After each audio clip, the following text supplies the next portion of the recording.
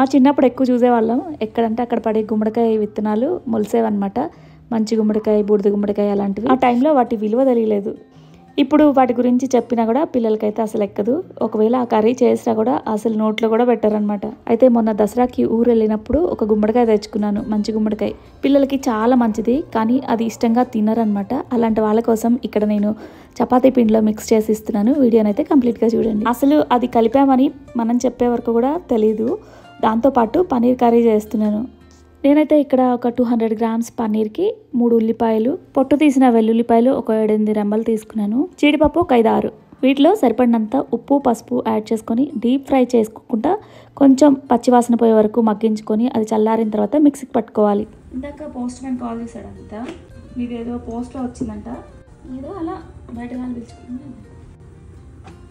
కరెక్ట్గా నేను లేనప్పుడు వచ్చాడు. మళ్ళీ ఇంకొక ప్యాన్లో కొంచెం ఆయిల్ వేసుకొని మిక్సీకి వేసుకున్న గ్రేవీని కూడా అందులో కలిపేసుకొని కొంచెం వాటర్ యాడ్ చేసేసి ఫైనల్గా ఫ్రై చేసుకున్న పన్నీర్ని కూడా యాడ్ చేశాను. లాస్ట్లో దించే ముందు కసూరి మేతి అండ్ మీగడ. చదవకమంటే ఫోన్ తీసుకొని టెక్స్ట్ చేస్తావా ఫ్రెండ్కి?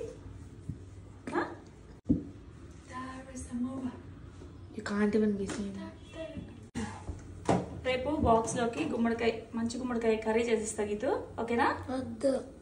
ఏ చాలా మంచిది, మైండ్ బ్రెయిన్ డెవలప్మెంట్ కి చాలా బాగా పనిచేసిద్ది.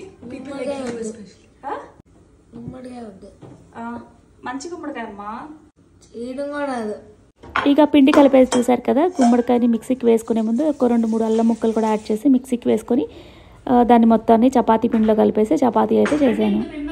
పన్నీర్ కర్రీ విత్ చపాతీ మా ఇంట్లో చాలా ఇష్టంగా తింటారు. మీలో ఎంతమందికి ఇష్టం కామెంట్ సెక్షన్లో చెప్పండి.